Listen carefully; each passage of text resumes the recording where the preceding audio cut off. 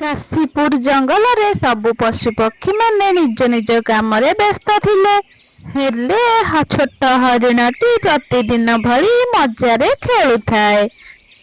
से रास्ता रे हाथी को देखिला जी कि निज पिठी रे काठ बोझई करी जाउथिला। अरे कौन हाथी भाई, तमे कौन हाथी रु गध हो गल कि? गध काम करुच कहीं? निज पिठी रे लदिकी ए काठ को कुआड़े जाउछ?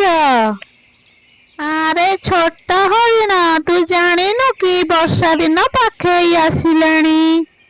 हाँ, वर्षा दिन आसु, सेउठु कौन हैला?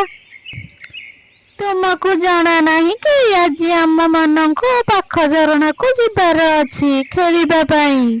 हाँ जे हेले वर्षारु रक्षा पाइबा पाई मते गोटे भल मजबूत घर दरकार। सेथिपाई मु ए काठ आनिछि, जेमिति वर्षा दिन आसीबा पूर्वरु मु गोटे मजबूत काठ घर तयारी करि पारिबी। कौन हाथी भाई, सबु बेकार कथा। 2 मास परे आसीबो वर्षा दिन, आउ सेथिपाई आजिठु एते चिंता? जहा हबो देखा जिवो सेतेबेले। एते निश्चिंता रे तू रही पारू, हेले मु नुहे। मु चाहुनी कि वर्षा दिन रे मु हैरान हुए बोली। बुला बुली तो केतेबेले भी हेई पारिबो, हेले कामटी मो पाई भारी जरूरी। एमिति कही हाथीटी सेठु चली गला। छाड़, चल एबे ठेकुआ पाखकु जाउची जिबी। एमिति कही छोट हरिणटी ठेकुआ घर आड़कू चलिला। हेले किछि बाट गला परे से देखिला ठेकुआ किछि फल धरी निज घर आड़कू चलिछि। अरे ठेकुआ, कौन करुछु? आज कौन तते सकाळु सकाळु भोक लागिलाणी? तू कौन खाद्य नहीं गलुणी? तू कौन जानिनो आज आमे माने झरणा पाखकू बुलिबाकू जिबा बोली? ना रे भाई, भोक होउनी, हेले खाद्य खाइबा पाई नुहे, मु वर्षा दिन पाई साइदी रखिबाकू आनिछि। रखिबू, हेले काहींकी? अरे छोट हरिण, वर्षा दिन आसिलाणी, जंगल रे पानी हेई गले आउ घरु बाहरी हबनी, खाद्य कोउठु आसीबो? सेथिपाई आगरु खाद्य रखि दउछि, सेतेबेले मते आउ भोकरे रहिबाकू पड़िबनी। कौन जे हेइछि समस्तंकर? समस्ते वर्षा दिन पाई भारी व्यस्त हेई जाउछंती।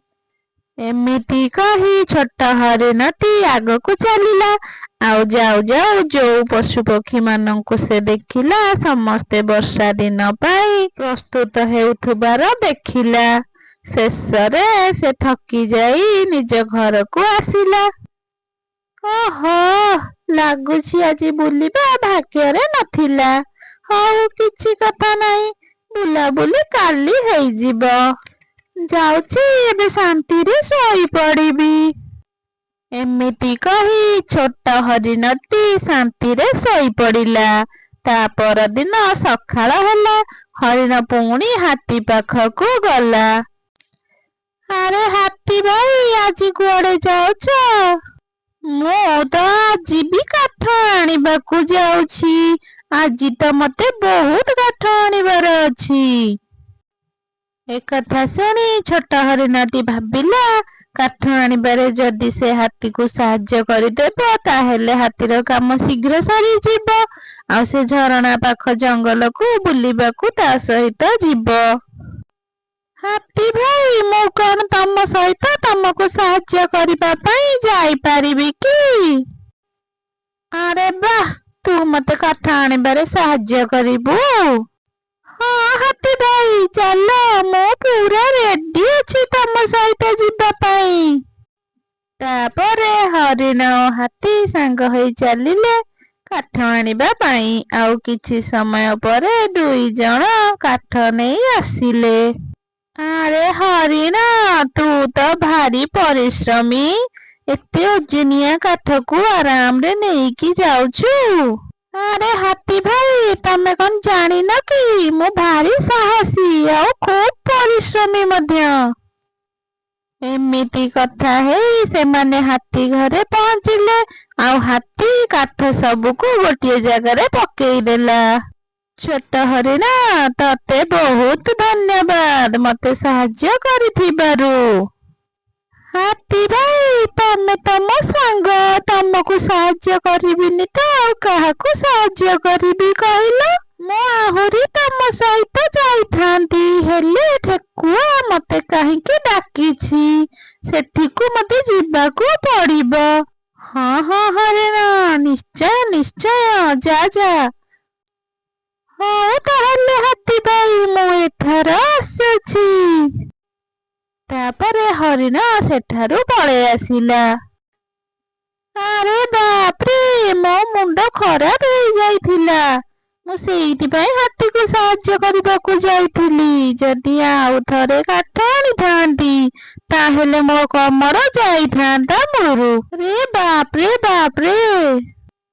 ଏମିତି କହି ହରିଣ ଠେକୁଆ ପାଖରେ ପହଞ୍ଚିଲା। ତ ସେ ବି କୋଉଠିକି ଯାଉଥିଲା। ଆରେ ଠେକୁଆ, କେମିତି ଅଛ? କୁଆଡେ ବାହାରିଛ କି? ଦେଖ ହରିଣ, ମୁଁ ଖେଳିବାକୁ ଯାଇପାରିବିନି। ଖାଦ୍ୟ ପାଇଁ ମତେ କିଛି ଫଳ ଆଣିବାର ଅଛି। ନା ନା ମୋ ସାଙ୍ଗ, ମୁଁ ତ ତମକୁ ସାହାଯ୍ୟ କରିବାକୁ ଆସିଛି। ଚାଲ, ମୁଁ ବି ତମ ସହିତ ଫଳ ଆଣିବାକୁ ଯିବି। ଏକଥା ଶୁଣି ଠେକୁଆଟି ମନେ ମନେ ଭାରି ଖୁସି ହେଇଗଲା।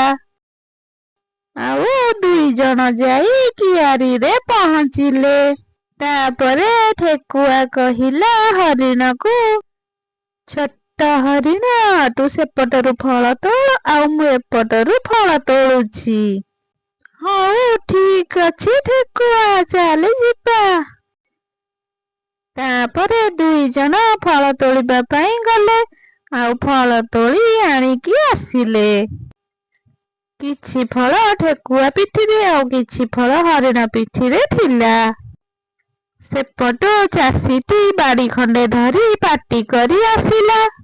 ହରିଣକୁ ବାଡେଇଲା। ଆଲୋ, ମରିଗଲି ମରିଗଲି। ତାପରେ ହରିଣ ଓ ଠେକୁଆ ସେଠୁ ଏମିତି ଦୌଡ଼ିଲେ ଯେ ଏକାଥରେ ଆସି ଠେକୁଆ ଗୁମ୍ଫା ପାଖରେ ପହଞ୍ଚିଲେ। ଧନ୍ୟବାଦ ହରିଣ, ଆଜି ଯଦି ତୁ ନଥାନ୍ତୁ, ତାହେଲେ ମୁଁ ଗୋଟେ ବି ଫଳ ଆଣିପାରି ନଥାନ୍ତି। ଆରେ ଠେକୁଆ, କିଛି କଥା ନାହିଁ, ଏଇଟା ତ ମୋର କାମ ଥିଲା। ହଁ ହରିଣ, ତୁ ବି ନିଜ ବିଷୟରେ କିଛି ଭାବିଲୁଣି ନା ନାହିଁ? ତୋ ଘର ଠିକ ଅଛି କି ନାହିଁ? ବର୍ଷା ଦିନେ ତୋର କିଛି ଅସୁବିଧା ହେବନି ତ? ଆଗରୁ ତୁ ସବୁ ବ୍ୟବସ୍ଥା କରିଥିବୁ, ଖାଦ୍ୟର ବ୍ୟବସ୍ଥା ବି କରିଥିବୁ ଏବେଠାରୁ। ନହେଲେ ବର୍ଷାରେ କିଛି ଖାଦ୍ୟ ମିଳିବନି। ମୋ ଗୁମ୍ଫା ବହୁତ ଉପରେ ଅଛି, ସେଠି ବର୍ଷା ପାଣି ଯାଇପାରିବନି। ଆଉ ରହିଲା ଖାଦ୍ୟ, ସେ କଥା ସେତେବେଳେ ଦେଖିବା। ଏବେଠାରୁ ବ୍ୟସ୍ତ ହେଇକି ନିଜ ମୁଣ୍ଡ ଖରାପ କରିବି ଲାଭ କଣ? ଏବେ ଏଠୁ ଯାଉଛି, ନହେଲେ ସେ ପୁଣି ମତେ ମାଡ଼ ଖାଇବାକୁ ନେଇଯିବ। ତାପରେ କିଛି ଦିନ ବିତିଗଲା। ହରିଣ ଏମିତି ମନ ଖୁସିରେ ବୁଲାବୁଲି କରି ଦିନ କାଟୁଥାଏ। ଦେଖୁ ଦେଖୁ 2 ମାସ ବିତିଗଲା, ଆଉ ବର୍ଷା ଜଙ୍ଗଲରେ ଆରମ୍ଭ ହୋଇଗଲା। ଜଙ୍ଗଲର କିଛି ଜାଗାରେ ପାଣି ଭରିଗଲା, ବହୁତ ଗଛ ନଷ୍ଟ ହେଇଗଲା। ସେପଟେ ହରିଣ ନିଜ ଗୁମ୍ଫାରେ ବସି ଖୁସି ହେଉଥାଏ। ସମସ୍ତେ ହଇରାଣ ହେଉଛନ୍ତି, କିନ୍ତୁ ମୋର କିଛି ବି ଚିନ୍ତା ନାହିଁ, କାରଣ ମୋ ଗୁମ୍ଫା ସବୁଠାରୁ ଉଚ୍ଚରେ ଅଛି। ଯଦି ଅଧା ଜଙ୍ଗଲ ବୁଡିଯାଏ, ତଥାପି ମୋ ଗୁମ୍ଫା ପର୍ଯ୍ୟନ୍ତ ପାଣି ଆସିବନି। ଏତିକି ବେଳେ ତାକୁ ପଛରୁ କିଛି ଆବାଜ ଶୁଭିଲା। ଆରେ, କେମିତିକା ଶବ୍ଦ ଶୁଭୁଛି? ହରିଣ ଦେଖିଲା ବେଳକୁ ପଛପଟୁ ତା ଆଡକୁ ପାଣି ମାଡି ଆସିଲା। ହରିଣ ସେ ପାଣିକୁ ଦେଖି ଆଶ୍ଚର୍ଯ୍ୟ ହେଇଗଲା। ଗୁମ୍ଫା ଭିତରେ ଏତେ ପାଣି କେଉଠୁ ଆସିଲା? ଏଇ କଥା ଭାବୁ ଭାବୁ ପାଣି ଆହୁରି ଜୋରରେ ମାଡି ଆସିଲା। ହରିଣ ନିଜର ଜୀବନ ବଞ୍ଚେଇ ସେଠାରୁ ପଳେଇଲା। ତା ଗୁମ୍ଫା ପୁରା ପାଣିରେ ଭରିଗଲା। ଏ କଣ ହେଲା? ଆମ ଗୁମ୍ଫା ଭିତରକୁ ପାଣି କେମିତି ଆସିଲା? ହରିଣଟି ମନ ଦୁଃଖରେ ସେଠୁ ପଳେଇ ଆସିଲା। ବର୍ଷାର ଥଣ୍ଡା ପାଣି ଓ ପବନ ବାଜି ତା ଦେହ ଖରାପ ହେବାରେ ଲାଗିଲା। ହରିଣଟି ଦେଖିଲା କିଛି ପକ୍ଷୀ ଓ ପଶୁ ବର୍ଷାରେ ନିଜ ନିଜ ଘରେ ଆରାମରେ ଥିଲେ, କାରଣ ସେମାନେ ବର୍ଷା ଦିନ ପାଇଁ ସବୁ ବ୍ୟବସ୍ଥା ଆଗରୁ କରିଥିଲେ। ଖୁବ୍ ଶୀଘ୍ର ମତେ ରହିବା ପାଇଁ ଗୋଟେ ଜାଗା ଖୋଜିବାକୁ ପଡ଼ିବ, ନହେଲେ ମୋ ଦେହ ଖରାପ ହେଇଯିବ।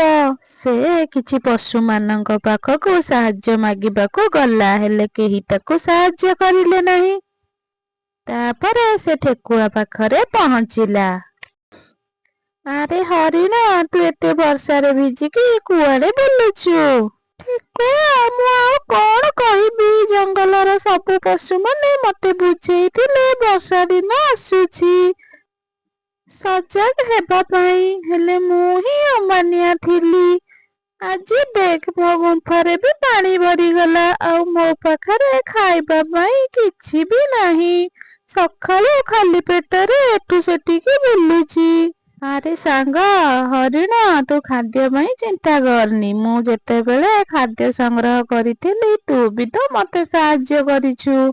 ଆଉ ଆଜି ତୁ ଭୋକରେ ରହିବୁ? ରହ, ମୁଁ ଏବେ ଆଣୁଛି ତୋ ପାଇଁ ଖାଦ୍ୟ।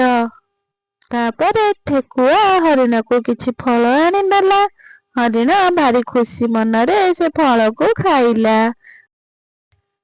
ସେହି ସମୟରେ ହାତୀ ଆସି ସେଠି ପହଞ୍ଚିଗଲା। ଆରେ ହରିଣ, ତୁ ଜମା ବି ବ୍ୟସ୍ତ ହନି।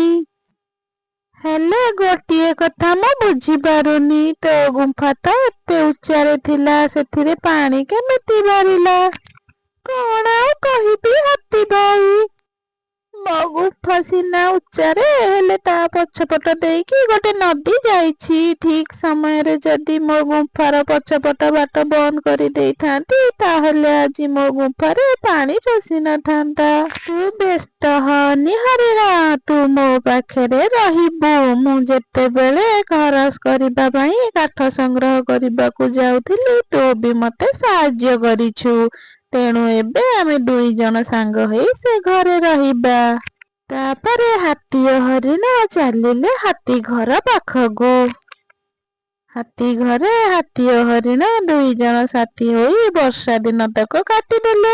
ହରିଣ ଏଥର ନିଜର ଭୁଲ ବୁଝିପାରିଲା।